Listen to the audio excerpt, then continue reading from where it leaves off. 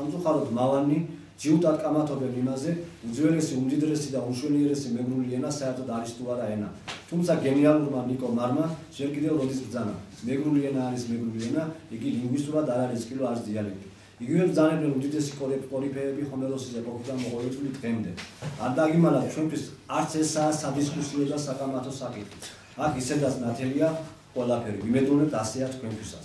აქედან გამომდინარე დარწმუნებული ვართ, თქვენ რომლებიც ქართველი ენის მიერ არჩეული ბრძანდებით ქვეყნის უმაღლეს საკანონმდებლო ორგანოში ასრულებთ პასუხისმგებლობას მშობელი ხალხის ისტორიულ-კულტურული მემკვიდრეობის წინაშე და გააკეთებთ მაქსიმუმს მისი თვითყოფადობის უპირველესი გამოხატულების ქართველურ ენათა გადასარჩენად.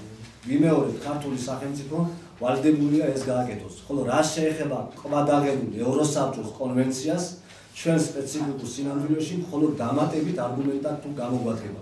შემოვდივართ ინიციატივით პარლამენტის შესაბამის კომიტეტებში და უახლოეს საპარლამენტო სხდომებზე განხილული იქნას ჩვენს მიერ აქტუალიზებული საკითხი და საკანონმდებლო დონეზე მიღებული იქნას გადაწყვეტილება ქართველურ ენათა დაცვის სახელმწიფო დეპარტამენტის ჩამოყალიბების შესახებ. დეპარტამენტმა თავის მხრივ უნდა შექმნა სპეციალური კომისია, რომელშიც უნდა შევიდნენ ქართველურ ენათა აღიარებული სპეციალისტები, მწერლები, საზოგადო მოღვაწეები, საზოგადოებრივი პოლიტიკური ორგანიზაციების წარმომადგენლები. კომისიამ უნდა შეძლოს ისეთი სახელმწიფო პროგრამის შემუშავება, რომლის რეალიზებას უზრუნველყოფს ქართულ ენათა შენარჩუნება განვითარებას.